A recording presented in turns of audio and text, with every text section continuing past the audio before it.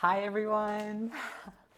So in today's video we're going to be making Lavender Zen soap using 1617's Mayfield fragrance. It's just got the most beautiful English lavender tones to it, and using SVA Organics Lavender 4042 essential oil from France. And these two I blend at a 50-50 for this fragrance, and it's absolutely divine. It will just take people right to fresh lavender in peak bloom, and it's such a good one for apothecary lines and just to bring about that kind of Zen feel. And for our colorants today, I'm going to be using Orchid Mica by Brambleberry, one of my all-time favorite micas that has quickly become, and Lavender Mica also by Brambleberry. And what I've done here is I've just pre-dispersed them in some olive oil. I do it in little beakers and then I just kind of pour them off. So this one has a tablespoon of the Lavender Mica, and then this other one has 2 teaspoons of the Lavender Mica and about 1 teaspoon of the Orchid Mica, just to give it a little bit of a darker purple.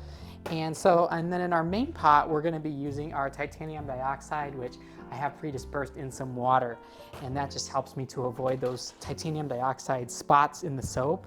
And I also wanted to show you all, so my lye water solution wasn't quite the temperature that I wanted to have it for this formula, so I wanted it just a little bit warmer.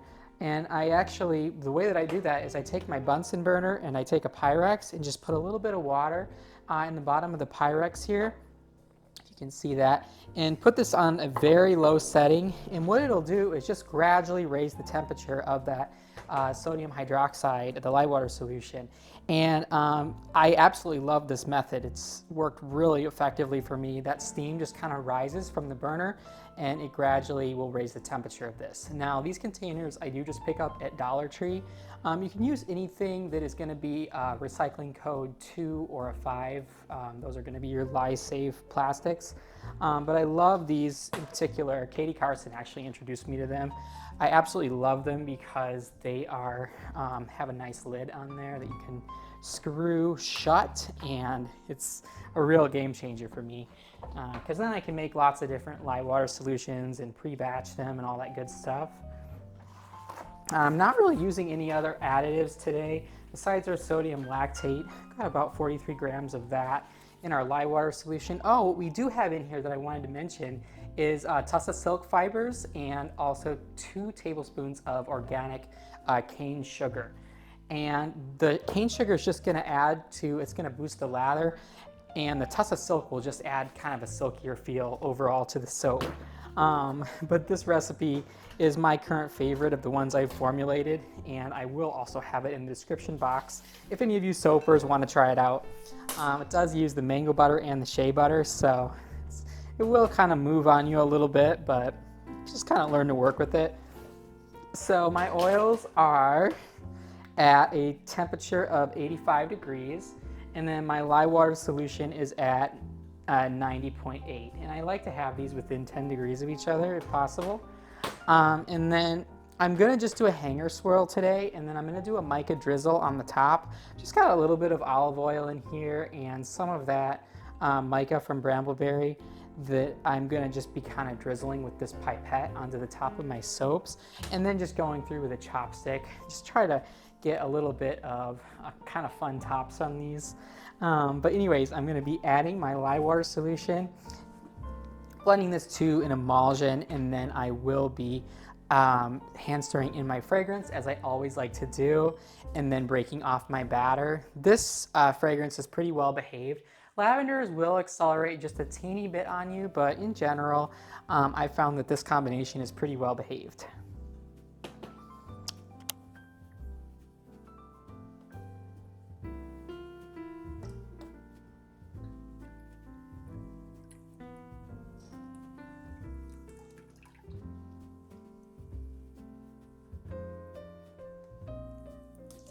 Put the cap back on that.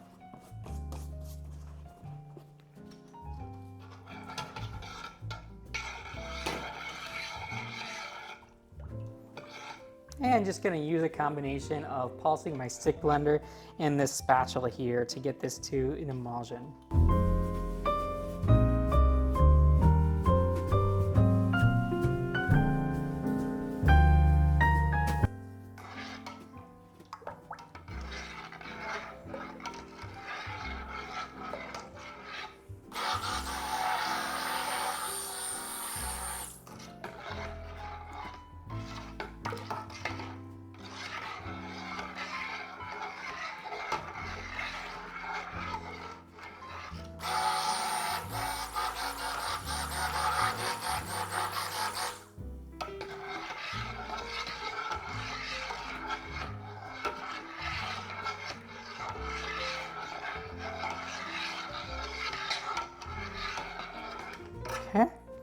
And I am gonna call that emulsion. We don't have any separation of our oils with our batter here. So it just kind of is all one uniform color. And then I'm gonna hand stir in my lavender.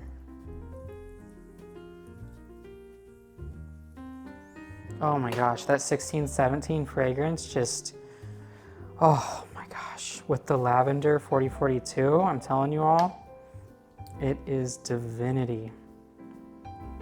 Just divinity. And you can see here that it's very well behaved in general, even with that cane sugar, which will accelerate things a little bit.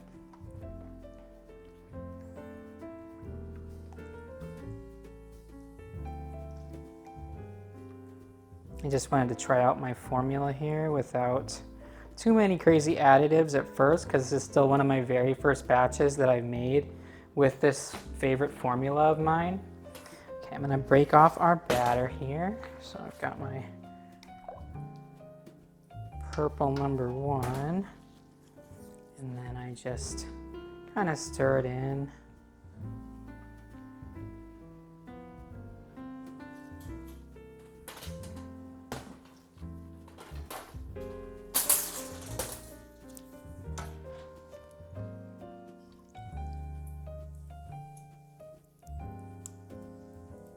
Purple number 2 in there.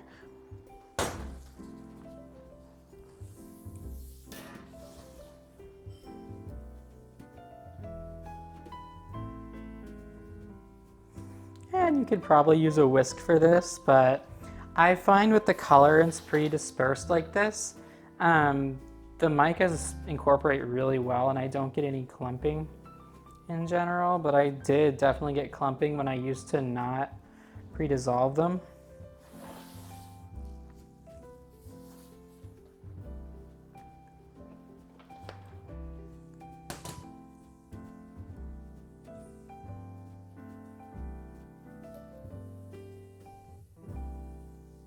Oh, this is going to be one of our more relaxed days, I think.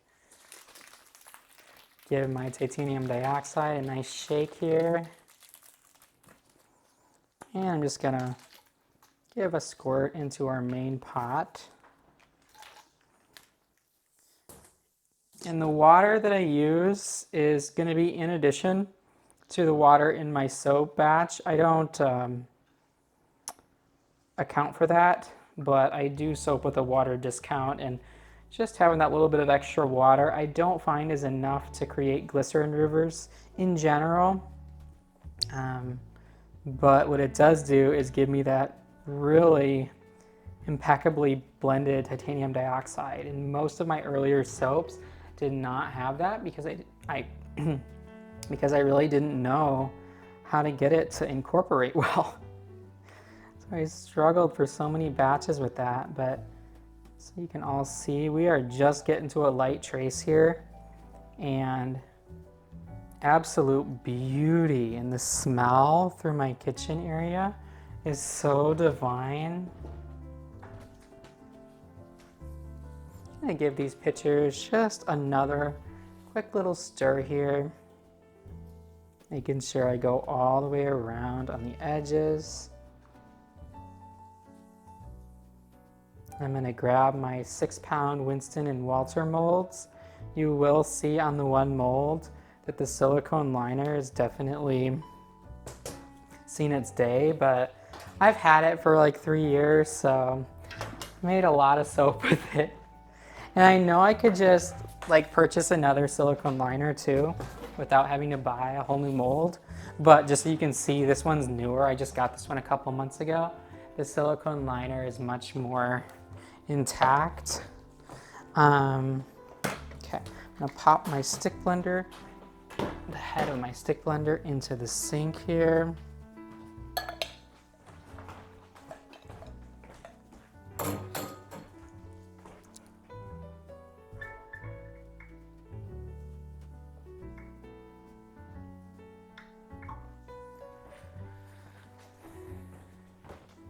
And I'm also just putting my oven on to the keep warm setting at 150 degrees, just so that way it will keep my soap from partial gelling. I want it to go through a full gel phase. That's something that Kevin Dunn talks a lot about in the scientific soap making. Having your soap go through gel will create a longer lasting bar, which is super important to me.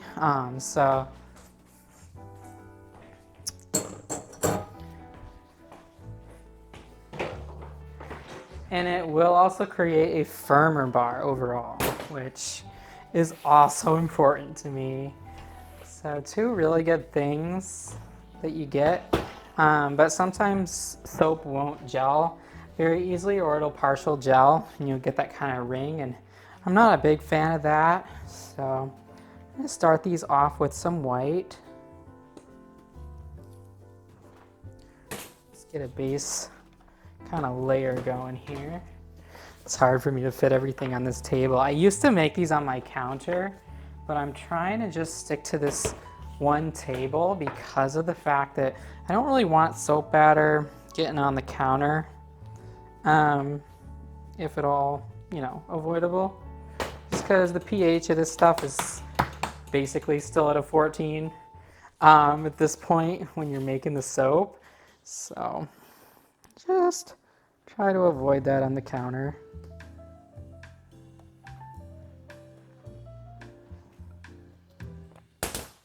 So what I'm doing here is kind of a combination of a drop swirl and a hanger swirl, but I kind of do like a drop swirl at first, and this mold is definitely harder to do that. And I kind of just alternate. In these pictures, you will also get a lot of drippage. If you use the ones with the spouts that have the longer spouts, I'll try to link some. You will definitely avoid more of that, but I'm just lazy, and since I already have it in here, when I heat the oils, like I already need to clean these, I just go ahead and use them again.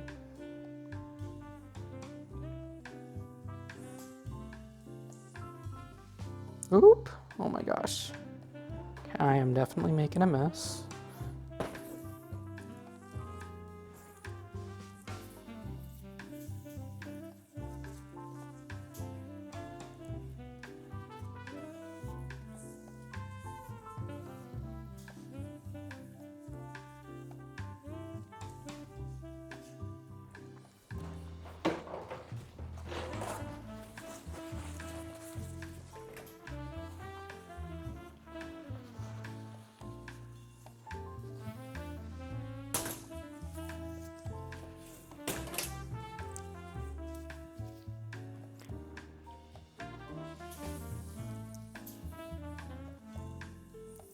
All right, I'm gonna go in with the other. Actually, you know what I'm gonna do?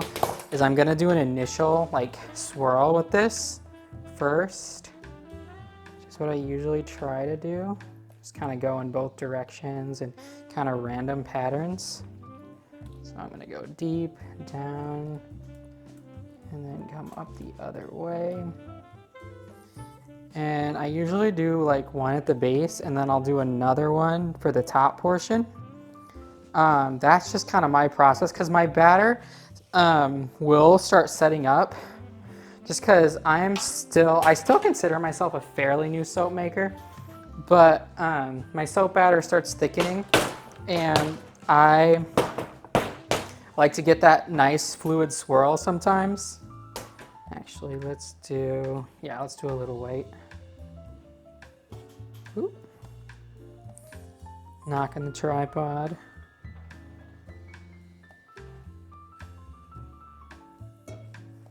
It's so funny when you film these videos, you kind of learn how to like dodge the tripod. Or you just don't, like me, and you just knock into it sometimes. Did I do? No, I don't think I did this one yet. So I'm just kind of like dropping the batter, and they call this a drop swirl, I believe, because you are just kind of dropping the batter. And then what I've seen Jerica Zimmerman do is she'll just take a chopstick and then swirl it that way, which totally works too. I've had a lot of fun with my new hanger swirl tool. I've only made maybe 10 batches of soap with it so far, and I'm still like really enjoying that, so.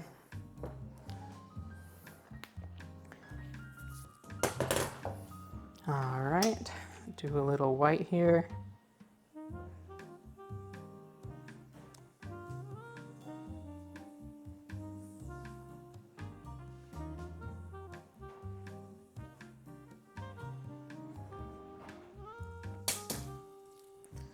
Do a little more of the lighter purple. And I'm gonna wipe this. I'm gonna try to wipe this every time because it just helps. Because these pictures are so prone to dripping.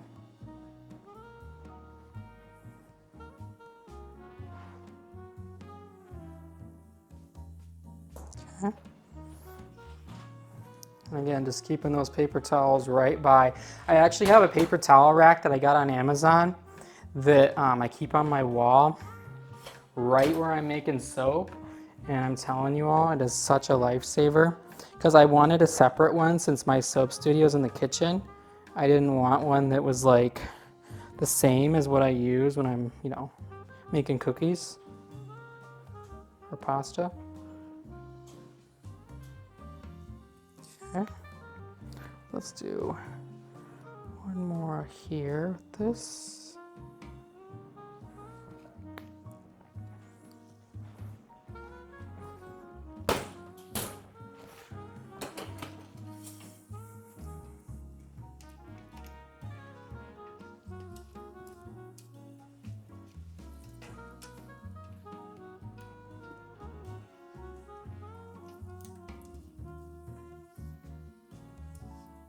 Okay. Last of our white here.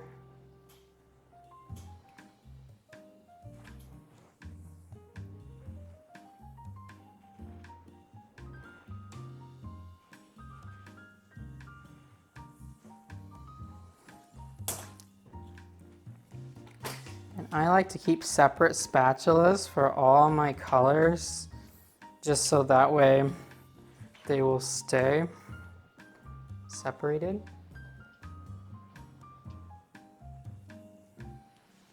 Okay. I'll just kind of drizzle on the last of it here.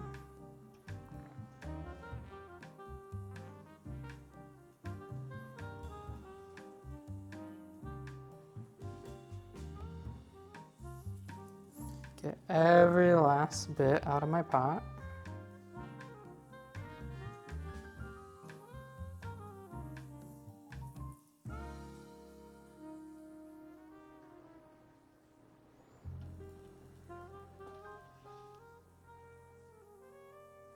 And just because I'm a little kid and I can't resist, I'm just want to see what would happen if I did this. Oh my gosh. That's pretty. Okay. Just because I'm a little kid. Just had to. I'm totally not doing this for my final design. Just wanted to try it. Gonna pour in some more. Actually, I'm gonna start with this color here.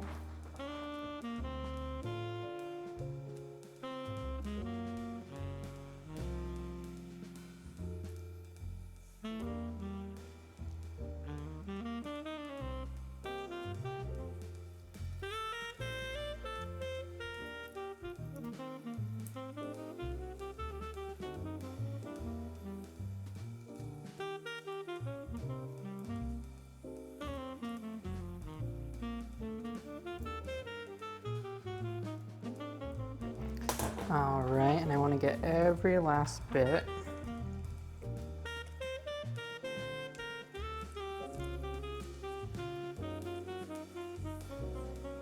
Because that way my customers get more soap and I do not have to clean up as much.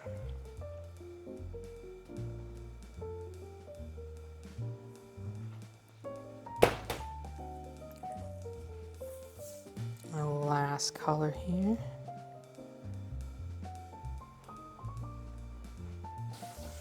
And I'm gonna give these molds one more tap down before the final hanger swirl. And I'm gonna go in one more time. Oh, it feels so nice. Come back up the other way. Some all the way down. Go in again here. Other direction. All right.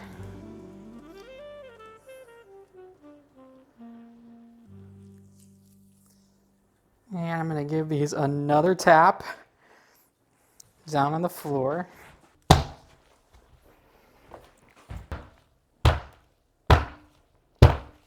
And I'm just going to try to come through here a little bit and smooth out the top. So that when I do my mica drizzle, this is hopefully a little smoother. I've never done this, so don't know if this is going to work the way I'm envisioning. Yeah, I just kind of want to flatten these out. Yeah.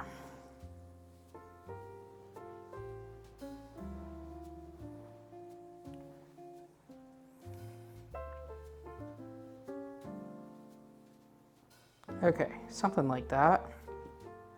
All right, and so I'm going to try to get just a really thin drizzle of this. And just do like an S.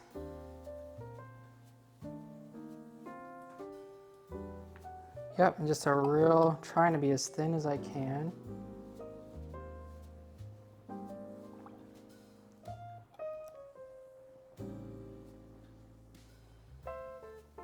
About like so.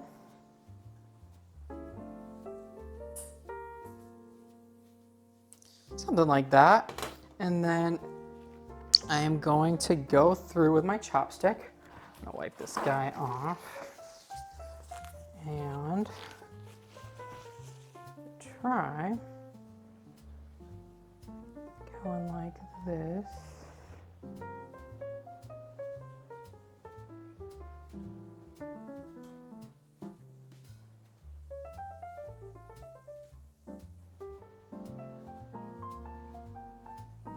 Just kind of going up and down.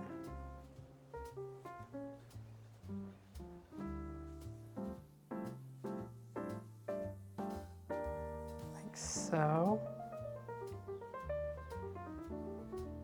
Oh, I love that. It's so like beautiful. Wow, I love that effect. I'm wondering if I should come through the other way, or if I'm just gonna call it good like that. Maybe I will just call it good. Wow, that is so satisfying to me.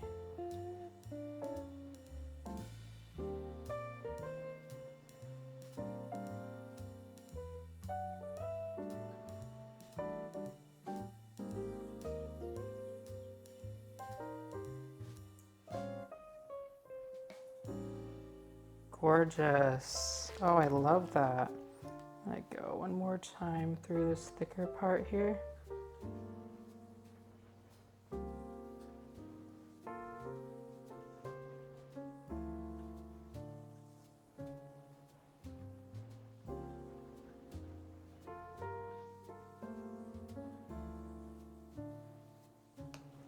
Oh, I love that. Okay, I'm gonna tap these down again and then give them a spray with some rubbing alcohol, and we might add some sparkles. All right, so I'm going to add just a spritz of 99% rubbing alcohol to prevent that soda ash. And then I think I'm gonna have to see. I think I might want just a hint of a sparkle on there. I'm thinking I may use some of this pink opal glitter from, I don't know. So this is from the Good Glitter. It's biodegradable eco glitter. It actually contains good proteins, I believe, for fish and most glitter is made from plastic, so when it does go into the drains, it will end up, you know, getting consumed by fish and whatnot. Not be the healthiest. I'm trying to decide between this gold. I wonder what that would look like on there. I feel like the gold could be really pretty too. But I do really like the idea of this pink opal. The brambleberry glitters are so nice though. Like they show so well. I also have this snowflake sparkle mica, but I do think that this needs to be, this is from brambleberry. This is like never in stock. When I saw it, I like grabbed it. Yeah, I think I'm gonna try some of this pink opal. Let me take my gloves off here, just so you can, it's kind of hard with the gloves to get in these bags. But, oh yeah, that's so gorgeous. I don't know if the camera's really gonna show, but I think I'm just gonna do like a light, just kind of dusting down the sides and center a little bit. Just kind of a little twinkle of that glitter on there. You might not even see it. I do find that some of these glitters, the holographic eco glitter is much easier to see, but some of these other ones I do find unfortunately can be really hard to see. Okay, just a dusting there. And then I think I may do, I'm debating lavender buds. Lavender buds. So lavender buds, yeah, they might be pretty. They can sometimes look kind of dull when you have the more vibrant colors. So I'm debating not doing that and maybe doing a touch of this gold. I know I always overdo it, but just a touch of this gold maybe down the side, I feel like. Would that be pretty? Okay, we're just going for it. Oh, I love that. I'm just kind of the light dusting.